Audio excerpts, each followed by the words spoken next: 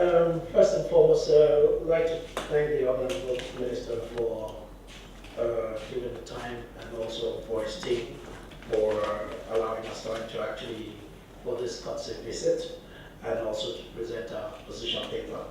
I would like to indulge you to give me some few minutes to also read through the position working paper and also the introduction of who we are and why we've come and what we ought to expatiate to the minister.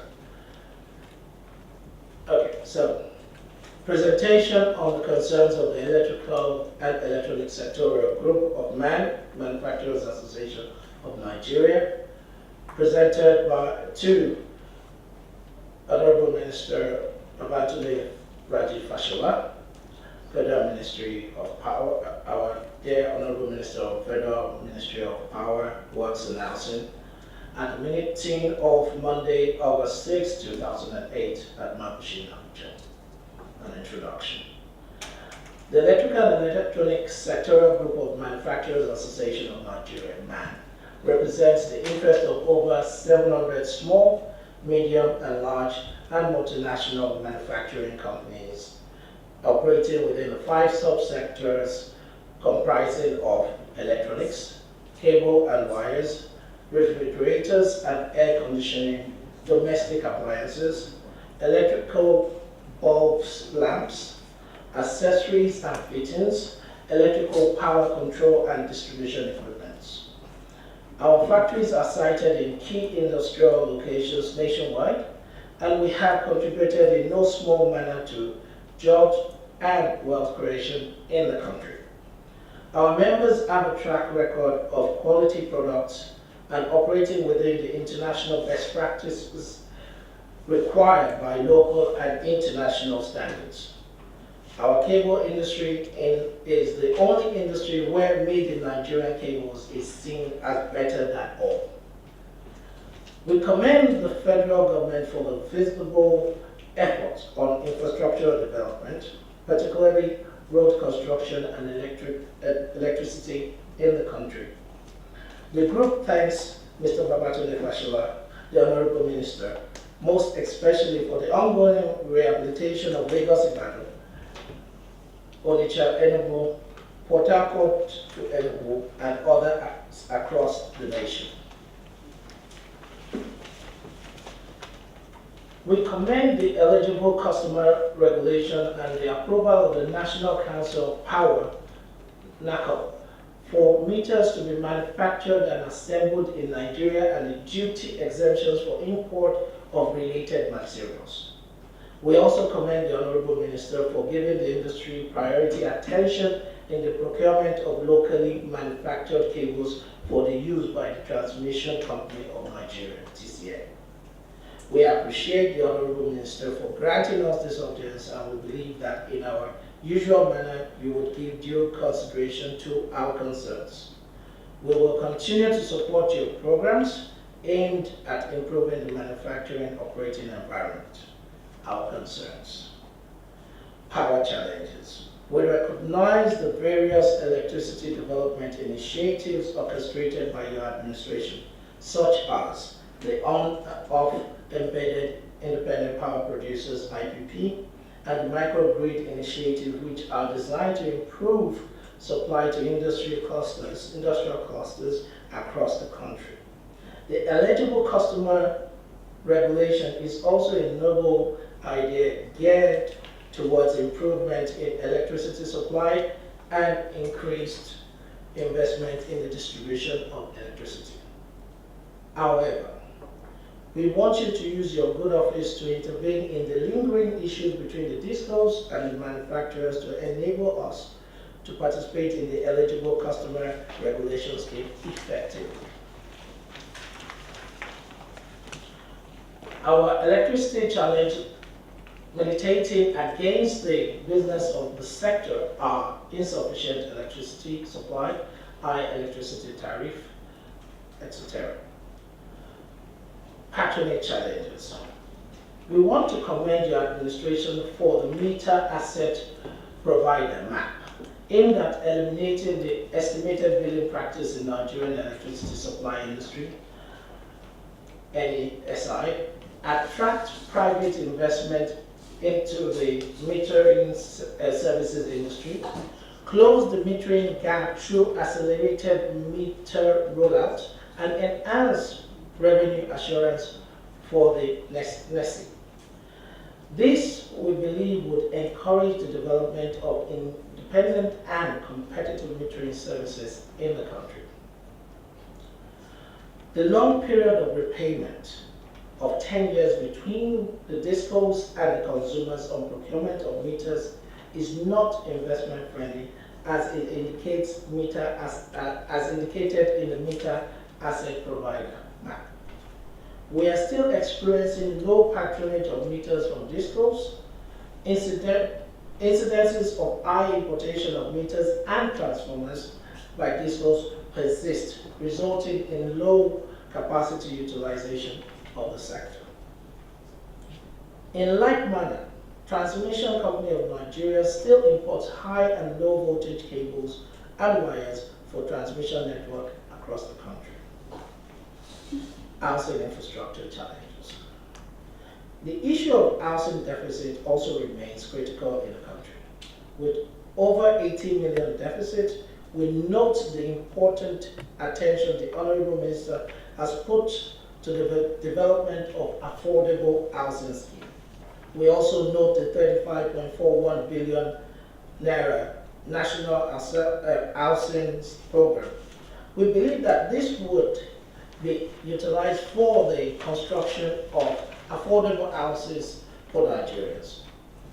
We hope that we would be patronizing the procurement of building materials such as cables and wires, refrigerators, air conditioners, fittings, electricity bulbs, lamps, electricity power controls, switches, and so on. Our prayers, sir.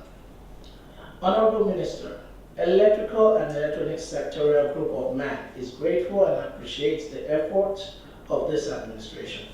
However, we urge you to use your good office to address the issues enumerated so as to bring respite to the manufacturers.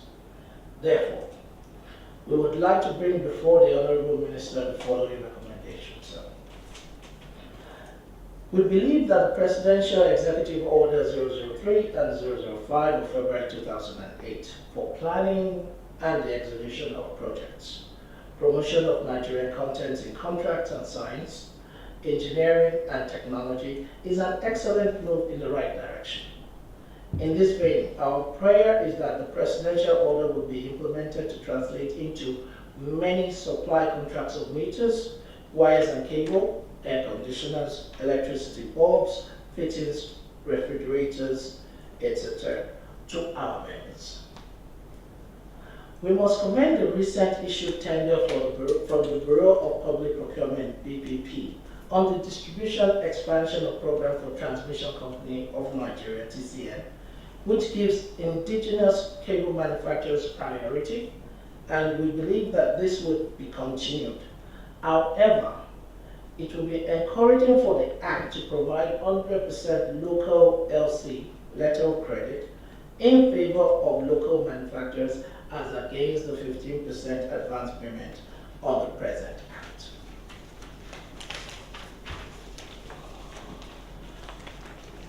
Monitor and implement the resolution of NACOP on meter procurement by DISCOs by encouraging them to patronize local manufacturers. The current Meter Asset Provider map scheme, which gives 30% local manufacturers and assembly and 70% import, is an inhibition to growth of the local manufacturers and should therefore be addressed by reviewing policy to a higher local percentage in favor of local manufacturers. The repayment plan of 10 years between the DISCOs and the consumers on procurement of meters should be reduced significantly to encourage commercial banks to invest in metering. We request for the assistance of the Honorable Minister in ensuring that our group, Electrical and Electronics, is given some level of consideration in the implementation of capital projects of the government in the implementation of 2018 budgets. We also want you to use your good office to insist on the procurement of cables and wires by the discos from local manufacturers, as was the policy of government during the era of Power Holding Company of Nigeria, PHCN. Nigerian Electricity Management Service Agency, NEMSA, should be expanded to have wider coverage for certification of meters across the country. NEMSA should also be monitored and certified to ensure that they comply with standard requirements for the testing of meters before deployment. Conclusion, sir. Honorable Minister, the Electrical and Electronics Sectoral Group of MAN is aware of your commitment to the development of power sector in Nigeria, and we strongly believe that we would objectively address our concerns in the best interest of the nation. We assure the Honorable Minister that we would continue to support this administration as well as your good work. We will be willing to participate in any program tailored towards improving electricity supply, housing, construction, and road construction in Nigeria. May I also reiterate the need for the Honorable Minister to establish a more structured platform that would enable your ministry to have unfettered interaction with the Electrical and Electronics Sectoral Group of MAN on a quarterly or biannual basis, sir. On behalf of the President and the National Council of MAN and my group, I express our appreciation to you and your management for the privilege given to us to have the audience with you. Thank you very much. Sure. Thank you very much.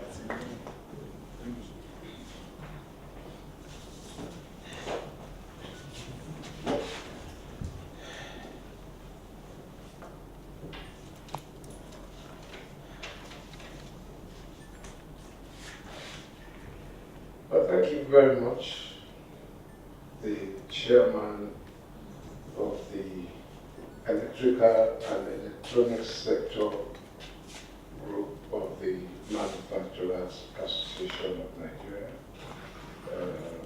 It's a pleasure to have you here, and for me, for all of the right reasons. I think it is important to continue to remind ourselves the role that government plays in a capitalist-based economy with regard to the private sector. And I think that very few, if any, government has articulated that role as clearly as the President, Muhammadu Buhari himself, has done. It is very clear to him, and you will hear that also from his Minister for Trade and Investment, that our role is to enable the private sector to carry out its very well articulated investment, entrepreneurial, production, and developmental plan. That's our role. So if we don't do that, then we haven't started. So there's a clarity about what our role should be. That your prosperity is our success. And so it is no accident that this government then commits a significant portion of its limited resources to building the infrastructure of the country. So the commitment to the roads that you have spoken about wasn't there yesterday.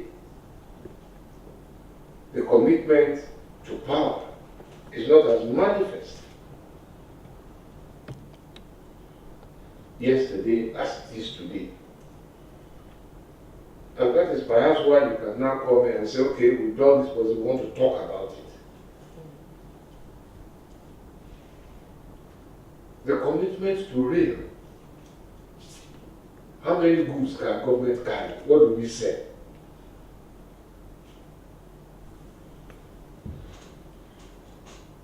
And just last week, we were reviewing the contributions that the local economy has made to our pilot, just a pilot housing initiative. And we were looking at about 20-something thousand doors, 20-something thousand hand basins, and so on. Several thousands of gallons of paint, wire mesh, nail, roofing material. We want to multiply that. So you and us must then come to an understanding that there is no Big Bang theory about this. There's no Big Bang theory. It's a method, it's a process, and it is a journey.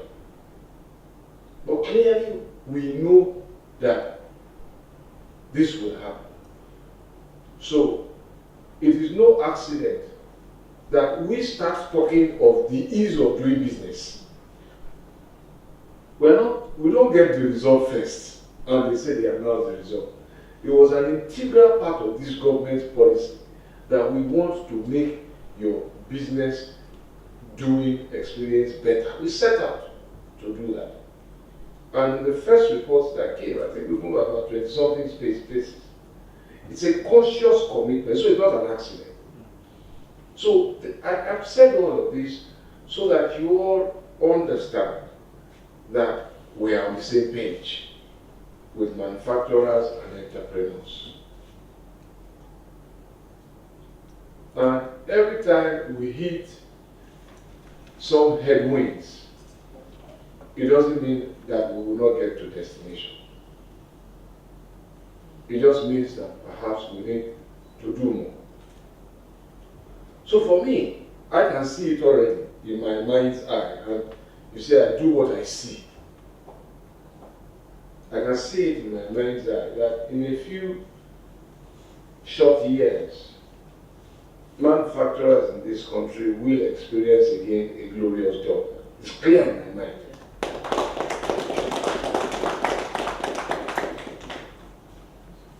Why are we all really struggling? Our economy has outgrown our infrastructure. Essentially, the country has been running on infrastructure built in the 70s. And as I tell my colleagues, it's like trying to wear the dresses you wore when you were a teenager. It will fit badly if you can get into it at all. So when the president says, let's start rebuilding the roads, expanding the road network, and you will see almost on a weekly basis from federal executive, whether awarding the construction of one new road or expanding it so that it can get better. Now, with all our best intention, we can't finish that road the day we start it. In fact, you would like us to finish it the day it starts, because you have to supply the bitumen, the asphalt, the iron rod, the cement, the thermoplastic paint for the name marking, and all of the components that go into. So you want that to continue for some time too. But that is beginning to happen. And I watch your PMI, so I know where it was last year, and I know where it is now. And without any doubt at all, it is heading in the right direction. And what we need to do is to sustain it, just keep pushing it up. And these policies will take us there. But you have a role to play. The time for making decisions about what happens to your business is coming soon. So go and look at your numbers. Where were you last 5 years? Where are you today? What do today's signs mean? Do they portend a better tomorrow? Where should you hedge your bet? Because you have bets to place. And you have decisions to make. But at the appropriate time, I will come back to advise you where to put it. But for now, let me respond to some of the issues you raised. And to say, first of all, when I saw your letter, I asked some people to be here. I asked NEC to be here. And that is the Nigeria Electricity Regulatory Commission. I think we all know that. Because it is important also that we all understand what is happening in the power sector. Before, the Minister of Power controlled everything. From privatization, the minister doesn't control everything anymore. What the Minister of Power now has is policy and directives. Go and read the law.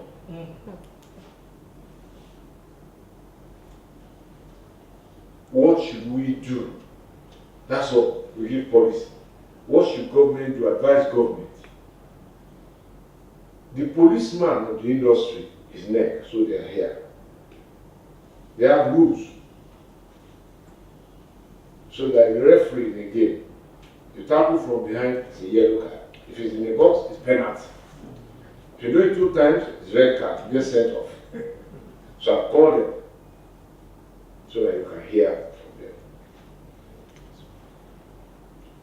But again, on the eligible customer, so I'll go now to, on the eligible customer thing, the idea was to help big consumers who do up to 2 megawatt and above to get more efficient power, reduce dependence on diesel, and bring efficiency to their operation. So that sounds like ease of doing business. So we're clear what we're doing. There are no accidents here. Why were we doing that? These schools have to invest almost nationwide in distribution equipment. They can't do everything. There's no big bang, as I always say. It's one after the other. So we thought of manufacturers, if you do your numbers well, you will see that it might make sense, it might be smarter to invest now, build a distribution apparatus to give you reliable power, buy your power from your genco, pay a competition charge to your disco. If you add all of that up and you amortize and begin to defray the cost of your investment, in a few years' time, you will have gotten out of the cost, your recurrent cost of diesel. The capital cost of power plants, sitting, doing nothing, you have gotten out of it. So that was our intention. Of course, we know that we didn't get all of the cooperation. We've got some people in the discourse now who are now saying, okay, we think we want to look at it again. So policy, which the ministry issued, shows clear direction. It takes time for policy to be understood, to be accepted, and to take root. Even within your organizations. Just seeking to change the way certain things work. After many years, you see how your staff respond. So, we're not different. But we are seeing some cooperation, albeit reluctantly, and that's change management, really. Nobody likes change. So maybe I will pause there. I will have the permanent secretary say something about what he and his team are saying, and then we'll hand it to Meg to wrap up on eligible customer. Policy directive was given. NEC took their time, consulted, put it into regulation. We're getting reluctant cooperation from all the players as they understand it better. The first cases have been implemented. We're now in the second monthly billing cycle. The payment performance of the first set, 100%, they paid their bills to the genco, they paid their bills to the transmission to distribute it. And in some cases, they invested in enhancements to the delivery infrastructure. We're now working on the next set. There's quite a bit of excitement, including from your members. There was a consultation in Lagos, and your president wanted to extend that to Kano and Port Harcourt. I believe that is in progress. And many of your members have come forward to state that they also want to participate in the next round. Our intention, the Honorable Minister's directive, is to see how within the next year we can get close to 1,000 megawatts directly supplied to off-takers like yourself.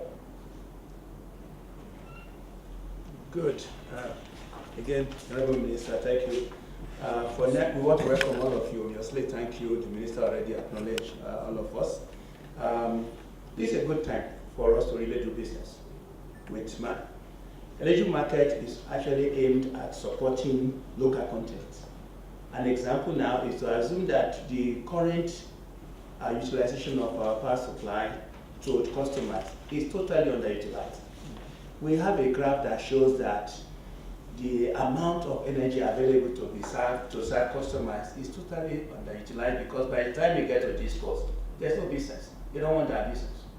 But we know how we can do that. If we build more manufacturing tools and gadgets, businesses in agriculture, whether it's in cement, whatever businesses you want to call the medium-sized businesses, then you need power to supply those units. And if we have the eligible market, we'll be able to provide the immediate local, I will not only say local content, local merchant, local businesses. And that local businesses will require eligible market. The eligible market will require our locally made equipment and products and services. No wonder you need circuit breakers. You need a lot of, as you said, you need fuses. You need all kinds of gadgets. To do that, we need it locally. Grown it locally, grown it at the villages, grown it at every intervals. And in this case, that will industrialize our country very quickly. We cannot afford to wait for central generating power plants anymore. Hence the issue, the concept of eligible market that will meet the market needs, okay, in a near time, in near villages and towns. So I think NEP has followed the directives given by the Honorable Minister. I remember at the time the minister came up with this idea that you can imagine shops near Lagos, where I had to go print a number of materials in those days when I was a consultant. Here at the back of the secretariat, you see pools of customers trying to queue up just to make copies of their, you know it in Lagos. But if you have the eligible market, rather than depending on this code that will not supply power tomorrow morning, it's done. In fact, simply put, you might call it the independent power producer at a small scale. And I think this is the way to go. But to do that, we need your help as manufacturing to grow businesses along the roads, along the highways, so that transmission line going all over the place, nobody is using it. And I think that's really the comment I want to make is that, Prime Minister, the directives you've given has been followed, and we're going to be marketing, we're going to be checking scenarios in terms of what could go wrong in the eligible market. We're going to be out there even working with some donor agencies, which I talked to on Saturday, to see what do we do to make sure this thing is really catching fire and is being used all over the country. So, again, you have to be a partner in this. Thank you, sir. As I deal with the issue of meter asset provider and all of that, is that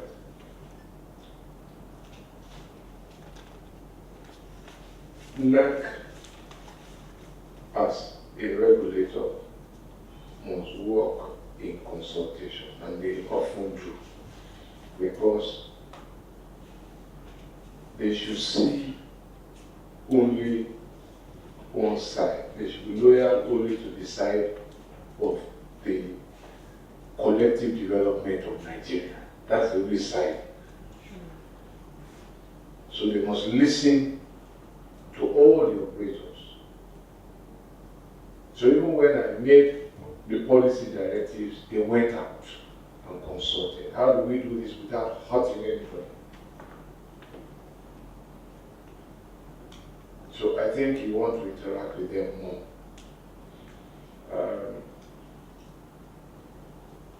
we did the eligible customer, as I said, we targeted heavy consumers because we have developed a capacity to repeat some things even when they are not factual. I call them hyperbolic speaking. So, what you just hear are things that makes your head really wonder, are you in the same place? And that was why when some people were saying the reason they can't manufacture is they don't have power, I say, I call the manufacturers, come, let's talk. I have 2,000 megawatt power on the other side of the river. You are on one side. I think we should change the conversation. How do we get that power to you? It's available. And we must say the right things because they're factual. In addition to that, we have now 459 megawatts of power in Edo State. How do we get it to the manufacturers in Edo as a start? Are they ready to buy it? It's sitting there, brand new power plant. Azura. So we will have another 240 in Rivers in Alpha and 215 in Kaduna, both by the end of this year. So when I tell people I know where about 1,000 megawatt power this year is coming from, do the numbers, 215, 240, and 459. But there's 2,000 capacity that the control center is saying don't put on because there is no offtake. So you must be interested now to start saying to us, hey, where is this power? Just yesterday, somebody was telling me about the mining and quarrying concern around Oyo, and I said, oh, come, let's talk. Either from Olorunshoko or Motosho, let's see which is the nearest field, so that we can do a direct thing and come and take your power instead of buying diesel generators. So manufacturers must let us know where they are. We can support and your needs at least. It is only when we've exhausted what we have can we really now say we don't have enough. Now on the meter thing, again I think that if you go back, you will see that our commitment as a government is very clear. Very, very early during the tenure of this government, I made it clear that we did not want to lose the opportunity we lost for manufacturing in cell phones. So we wanted to see more meters.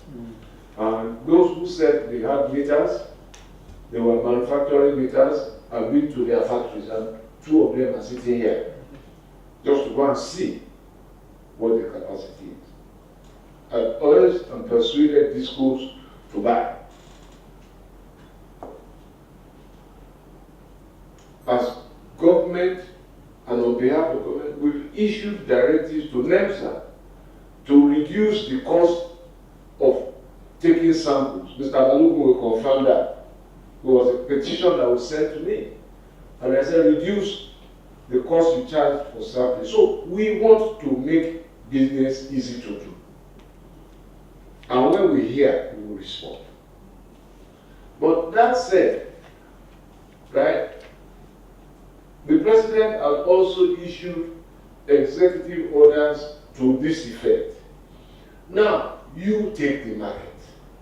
Because it's not a guaranteed market. It's a market that is going to be driven by quality of service. As you know, all over the world, protectionism doesn't help, it is competition that helps. So if we put all of the policies in place and you don't produce the quality of goods, we can't force your goods on the consumer. And that brings me to the subject of cables. Nobody forced Nigeria's cables on anybody. They achieved a reputation of their own for safety, for durability, and for cost competitiveness. And they have come to stay. Of course, we've been talking about this made in Nigeria since, but cables are one of those things that turn the curve. In spite of ourselves, nobody forced or father rights on anybody.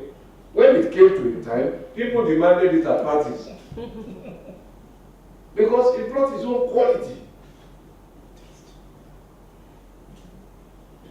At a point, young people in Nigeria will not dance to any Nigerian musician to save their lives. Now they won't dance to anything else. It's shaku shaku, I don't know what they're doing now. All over Africa, all over the world, they want to listen to Nigerian music. So, but this hasn't come as a right. They have come by competition, by development, by research. And so, this will not be different. But just remember, let's just do an analogy. At least we likely use cell phones. They told us then that the only way it was possible to bill was per minute. That there was no per second bill. It wasn't possible. But it has happened. They said, okay, you have to stay with your subscriber for life. We know now that you can port. So it will evolve. It's an evolving. We privatized for 5 years. So all of its capacities won't reveal themselves in 5 years. It will take time. But we are beginning to see signs of it. Eligible customer, phase 1 has kicked off. The enthusiasm for phase 2 is getting bigger. It wasn't there 3 years ago. And as more people understand it, they will really stop being afraid of it. And they will see that nobody really loses, everybody wins. And the same thing will happen to the meter. Government has tried to supply meter. We ended up in court since 2003. So the child that was born in 2003 is now 15 years. So we're saying, let private business do this meter supply. So again, we have to put the policy just like the eligible customer. And the referee says, wait, let's go and talk to all of the people that will be affected. So they went wrong and came back with the rules. So I give the directive, they formulate the rules for ensuring that that directive plays out evenly and fairly. And if it's going to cause any injury, recommendations for mitigating it. Now people are beginning to understand it. Some banks are showing interest in financing it. How many years it takes to recover? Because you will hear from the side of the discos too, that look, the cost of the meter doesn't even cover what they collect from the consumer. So again, we have to find a way. So we're experimenting with something. Meter asset provider regulation was passed just this year. So let's give it time. Okay, we're looking at the financing side. That's your business challenge now. I remember a telecoms company in the 2000s. No bank in this country was going to lend money for more than 5 years. They needed 7-year money. Eventually found it. So all of these financing gaps can be taken off by international funding that is cheaper and is longer tenure. You can hedge them. That's your financing challenge. Me, I'm not a businessman, but I know that some of you are very good at raising finance. So you can do all of these things and take out your money earlier than is necessary. Somebody carries the cost somewhere and the books should balance. So I don't see that it's such a big problem. And as people begin to play, the rules can be changed. If it is working, pay. We go back to NEC to say, look, these rules, but have you even tried it for how long?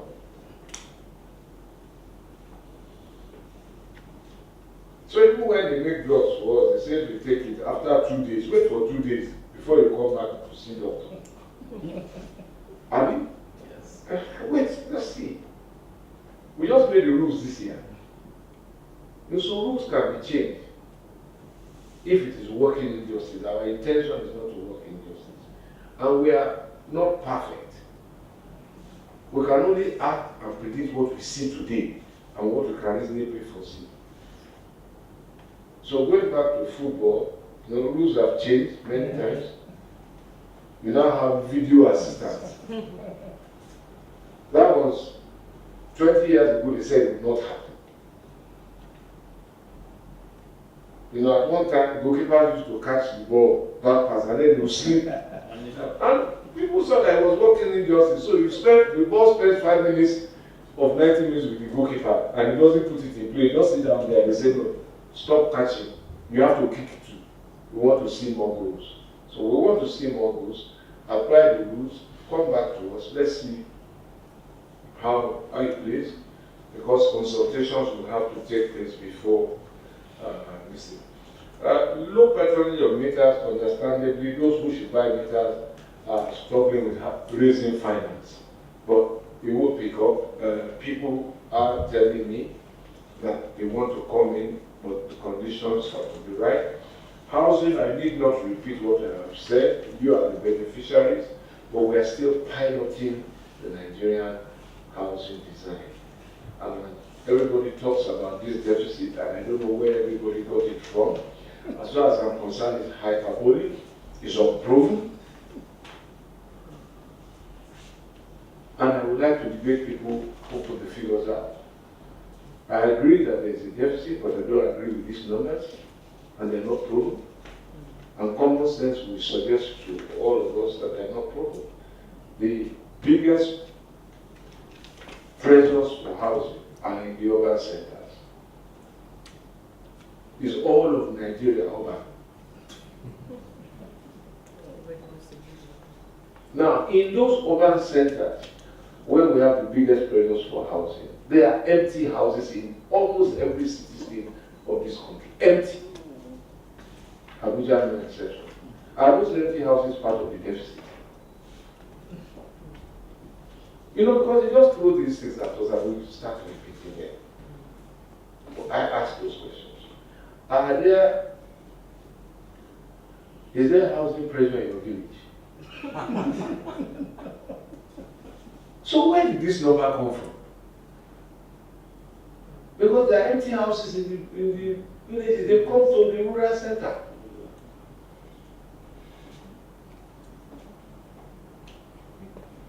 So I will not be trapped by a deficit. And I will not be defined by it. I know that the pressure is in urban centers, but even in the urban centers, we have empty houses. In Port Harcourt, in Lagos, in Abuja, in Kano, in Enugu, Aba, they're empty houses. So the real issue is, why are people taking those houses? What we found is that they are either not acceptable to you, or they are not affordable by them, or both. And so before you roll out any housing scheme again, you must actually consult the off-takers. It's like product development that you do. Do you do 1 million meters without going to sample? So that's where we are. Consulting across diverse zones of the country, we are responding to their land use, cultural, climatic, religious needs, and social, and we are seeing that we have to build slightly different for each part of the country. So we are testing our own product too. But even in that test period, the MSMEs who are your members are the beneficiaries. We made it very clear. The only building materials we want on those sites is the one that is not that is made in Nigeria, and the only one we will import is the one that cannot be made here.